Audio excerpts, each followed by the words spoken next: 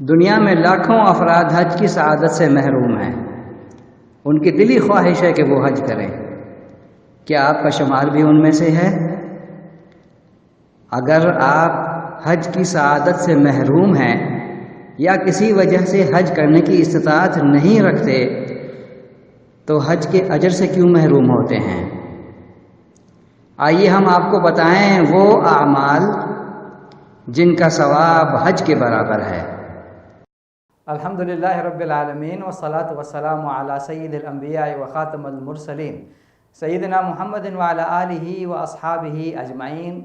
حضرات، 10 ذو الحجہ شروع ہو چکا ہے۔ یہ عظیم دن ہے۔ اللہ تعالیٰ کے نزدیک ان دنوں میں عبادت اللہ تعالیٰ کو بہت عزیز ہے۔ لاکھوں افراد ہر سال حج کرتے ہیں۔ اس سال بھی دنیا کے مختلف کونے سے مسلمان حج کرنے کی سعادت حاصل کرنے کے لیے ارض مقدس پہنچے ہوئے ہیں۔ لیکن آپ کو معلوم ہے کہ لاکھوں لوگ ایسے بھی ہیں جو حج کی سعادت سے محروم ہیں۔ بہت ساری مجبوریاں ہو سکتی ہیں جس کی وجہ سے لاکھوں مسلمان ارض مقدس نہیں پہنچ سکتے۔ اللہ تعالیٰ کا فضل اور اس کا کرم ہے۔ اللہ کے رسول صلی اللہ علیہ وسلم کی احادیث سے ہمیں معلوم ہوتا ہے کہ کچھ ایسے اعمال ہیں جن کے کرنے سے اللہ تعالیٰ اپنی رحمت سے حج برابر ثواب عطا فرماتا ہے۔ اگر آپ حج نہیں کر سکتے تو حج کے ثواب سے محروم کیوں ہوتے ہیں؟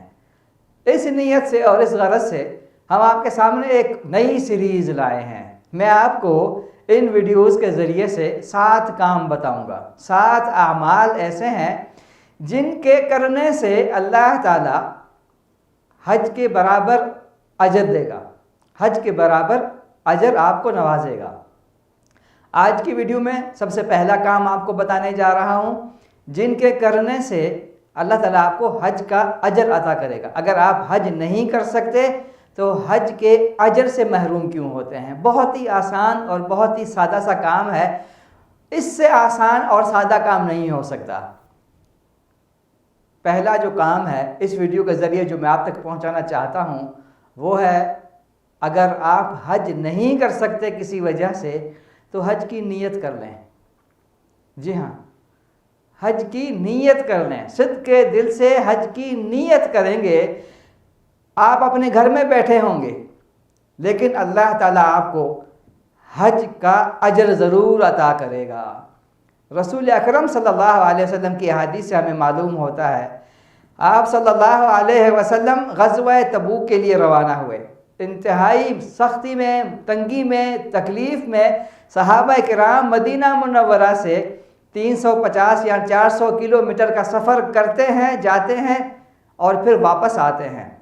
واپسی کے راستے پر اللہ کے رسول صلی اللہ علیہ وسلم صحابہ کرام کو مخاطب کرتے ہوئے فرماتے ہیں کہ مدینہ منورہ میں کچھ لوگ ایسے ہیں، تم کوئی راستہ طے نہیں کرتے، تمہارا اٹھنے والا ہر قدم، ہر گھاٹی، ہر اتار، ہر چڑھاؤ، ہر دشواری اور ہر مصیبت پر جتنا تمہیں اجر ملتا ہے اتنا ان لوگوں کو اجر ملتا ہے جو مدینہ منورہ میں بیٹھے ہیں۔ ان کی نیت ہی ہمارے ساتھ شرکت کرنا، لیکن عذر کی وجہ سے، مجبوری کی وجہ سے وہ ہمارے ساتھ نہیں تھے، لیکن ان کے دل ہمارے ساتھ اٹکے ہوئے ہیں۔ اب اندازہ کریں اس حدیث سے اور اس طرح کی بے شمار احادیث سے جو بات واضح ہوتی ہے وہ یہ ہے، کسی بھی کام کی نیت کر لیں۔ اگر آپ وہ کام نہیں کر سکتے تو اس کا اجر آپ کو ضرور ملے گا۔ آپ حج کی خواہش رکھتے ہیں لیکن حج نہیں کر سکتے کسی وجہ سے، حج کی نیت کر لیں، صدق کے دل سے نیت کر لیں، اللہ تعالیٰ آپ کو حج کا پورا اجر دے گا۔ آپ گھر میں بیٹھے ہیں لیکن آپ کو پوری طرح سے اجر ملے گا۔ اللہ تعالیٰ ہمیں نیتوں کو درست کرنے والا بنائے۔